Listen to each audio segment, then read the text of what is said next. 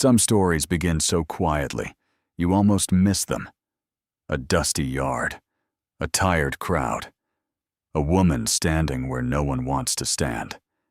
And by the time you understand what is happening, something inside you has already shifted.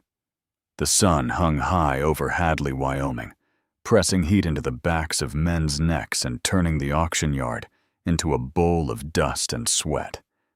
Horses stamped, flies circled, boots scraped against dry boards. Jacob Stone had finished his business. He had bought a bay gelding for $11, counted out the bills from his vest pocket, and figured he was done with town for the week.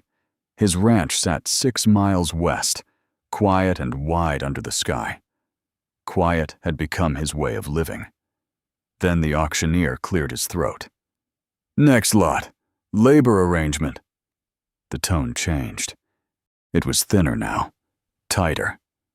Female, able-bodied, experienced in farm and household work, previously placed with the Kessler Ranch, returned due to incompatibility. The word landed heavy. Incompatibility. A few men shifted. One laughed under his breath. She stepped onto the platform without using the stairs. She pulled herself up by the side rail. The wood groaned under her weight, not because she was heavy, but because it had not expected someone like her to climb it. She wore a faded blue calico dress. The flowers on it had washed down to pale shadows. Her boots were worn thin at the toes. No trunk, no bag, no hat against the hard sun. In her arms, she held a small leather notebook. Dark, worn, the spine stitched more than once. She held it tight against her ribs, like it was the last thing in the world that belonged to her. 30 faces stared. Not one met her eyes. Jacob knew these men. Churchmen, cattlemen, men who tipped their hats and shook hands firm, not a single hand lifted. "Any interest?" the auctioneer asked. Silence. A man near the fence grinned. "What did Kessler send her back for?" "Incompatibility," the auctioneer repeated, not looking up. A few short laughs. Then nothing. The woman stood still. Sweat traced a line down her temple. She did not wipe it away. Then she spoke. "I can work." Her voice was not loud. It did not need to be. It cut through the yard clean and straight. "I'll do it for nothing. I just need a place that'll have me." The last words cost her.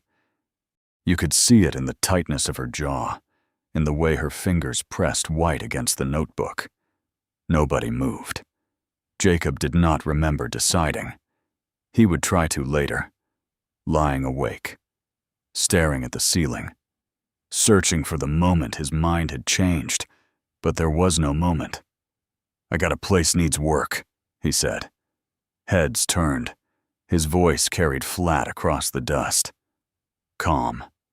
Steady. "She can come on out." The auctioneer did not waste time. The gavel struck once. "Sold. Lot 14, Mr. Stone." The yard exhaled. Business moved on. She came down from the platform and stopped beside his wagon. Up close, Jacob saw the notebook clearer. Tight rows of writing filled the pages. Lists, notes, careful lines written by someone who tracked everything because no one else would. "I meant what I said," she told him. "I'll work for nothing." "I heard you," he answered. He climbed onto the wagon seat. She followed and sat at the far edge, back straight, notebook in her lap. They rode out of Hadley in silence. Sage stretched wide on both sides. The road was nothing but 2 lines pressed into earth by years of wheels. The gelding followed steady behind them. Jacob glanced once at the notebook in her lap. Whatever it held, she had carried it a long time. The ranch house appeared slow at the end of the track. A barn with a sagging door. A corral patched with 3 kinds of wire. A pump worn bright at the handle. Inside, the house was clean, but still, 2, still. "Stove's there. Wood pile out back. Pantry's light," Jacob said. He pointed down the hallway. 2 doors left, 1 right. His hand passed the right door without touching it. "That one stays shut." She did not ask why. Her room was small. A cot, a wash basin, a window that looked out over what had once been a garden. She leaned close to the glass. The garden was swallowed by wild sage and thistle. A broken trellis leaned sideways. Dead rose canes stood like black fingers against the fading sky, but she could see the bones of it. Beds laid straight. A flagstone path. Someone had loved that ground once. That night, after Jacob's boots faded down the hall and his door shut, she stepped into the kitchen. 3 silver dollars lay on the table beside a scrap of paper. "For anything you need in town." She touched 1 coin, then set it back exactly where it had been. The next morning, Jacob woke before sunrise to a smell he had not breathed in 3 years. Turned earth. He stepped out back. She was already in the garden, on her knees in the center bed, dirt to her wrists, a pile of uprooted sage beside her waist high, 2 empty water buckets tipped over near her knee. Margaret's pruning shears lay on an oilcloth beside her. Cleaned. Oiled.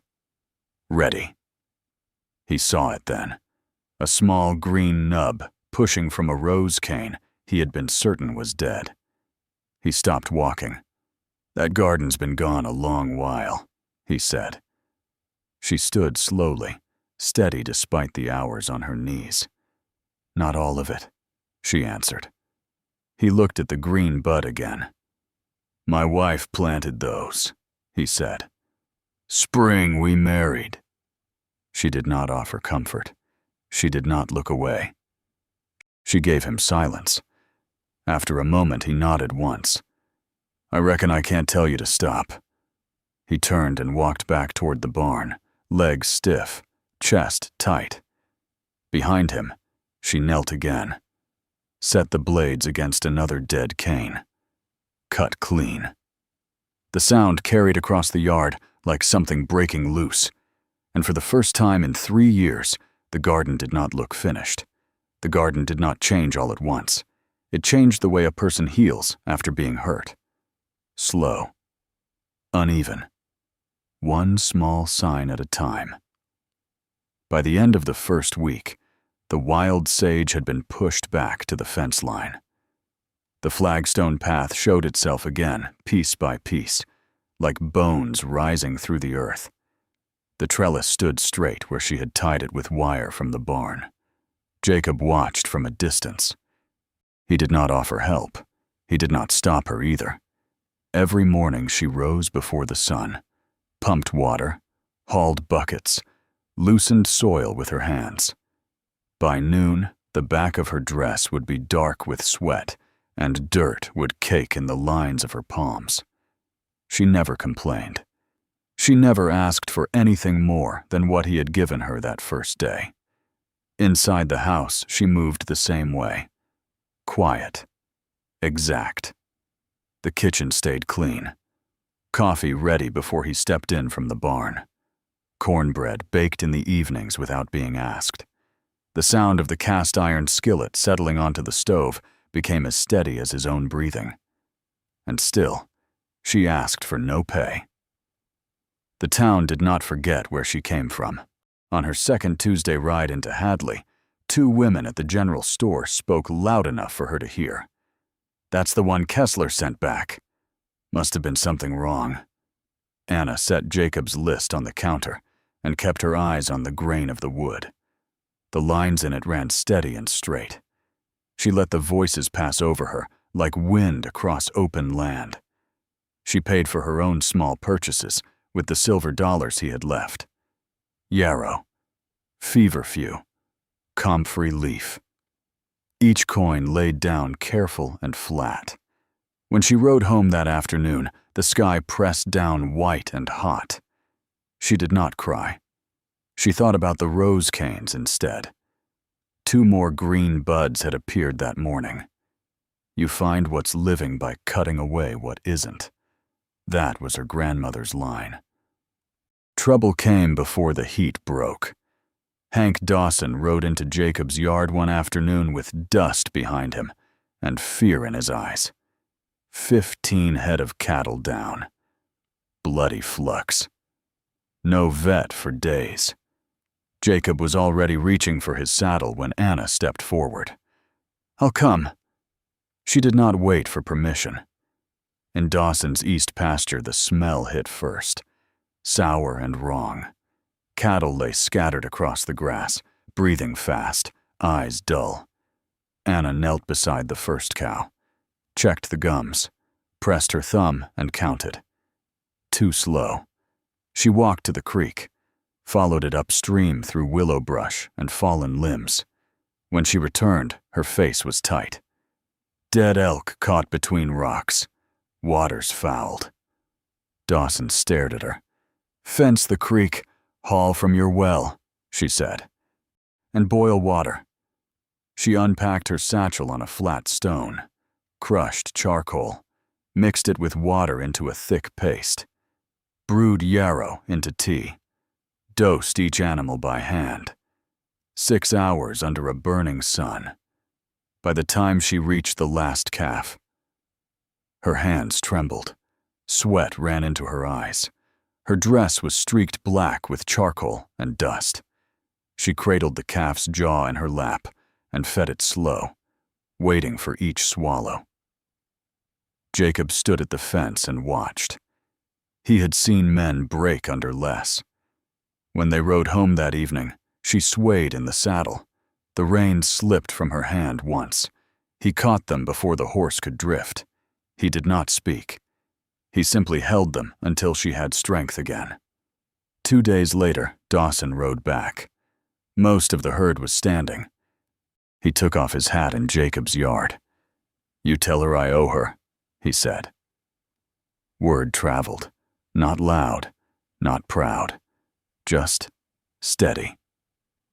At church that Sunday, Mrs. Calloway stopped Anna near the cottonwood tree. Her hands were bent and swollen with pain.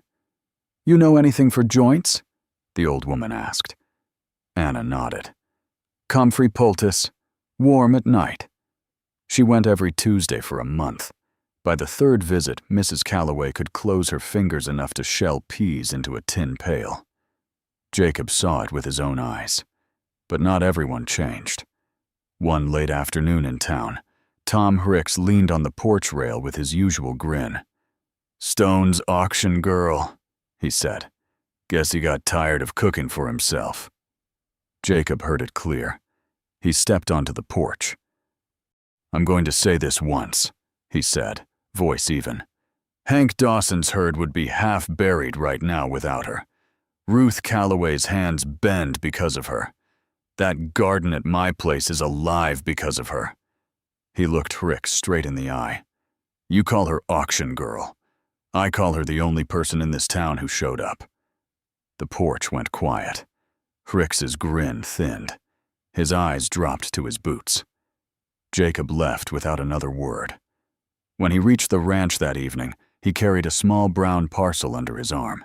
Anna was in the garden, hands raw from thorns. He set the parcel on the porch rail.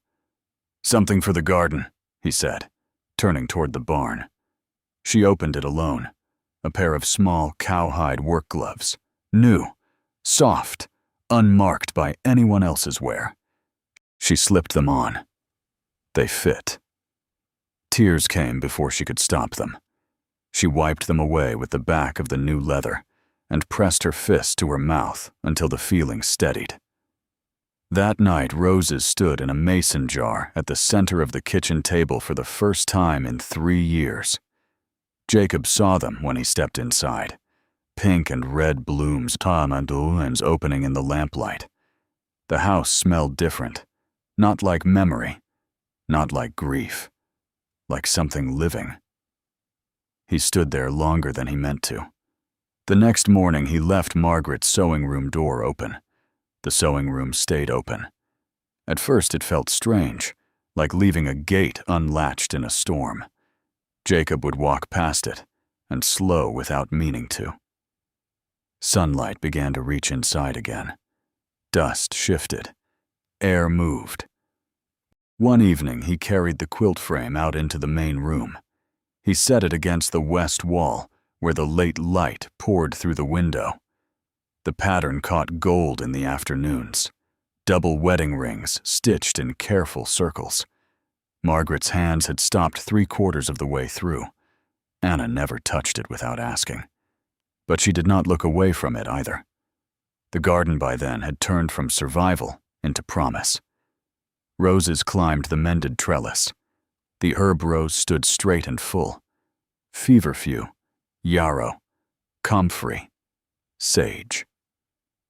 Each planted with the neat order of someone who understood patience.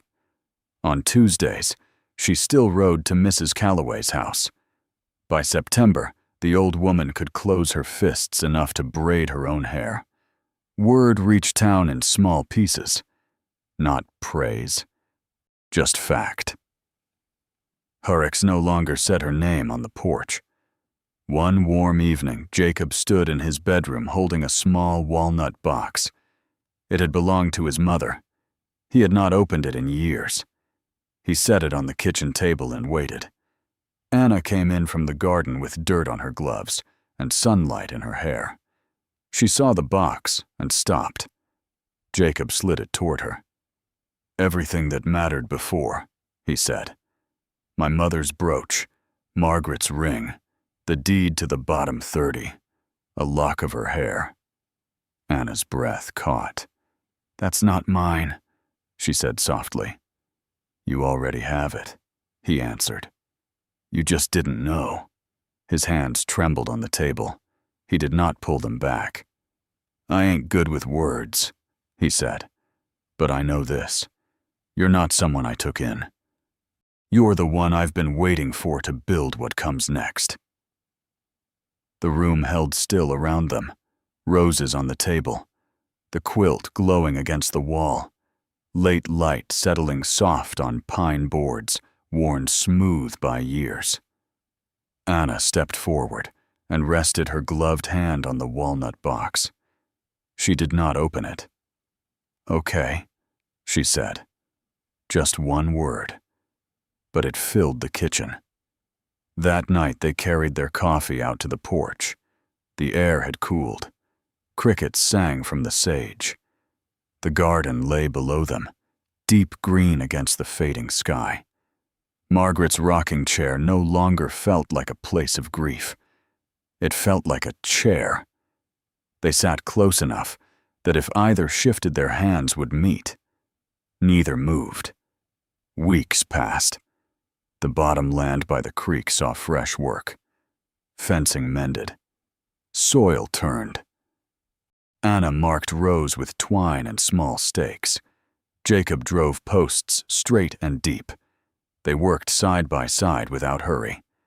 On a clear October morning, Jacob hitched the wagon and drove into Hadley with Anna beside him. Not for supplies, for the courthouse. Inside the small brick building, the clerk looked up over his glasses. "Deed transfer?" he asked. "Yes," Jacob said. Anna stood straight, her boots clean, her calico pressed.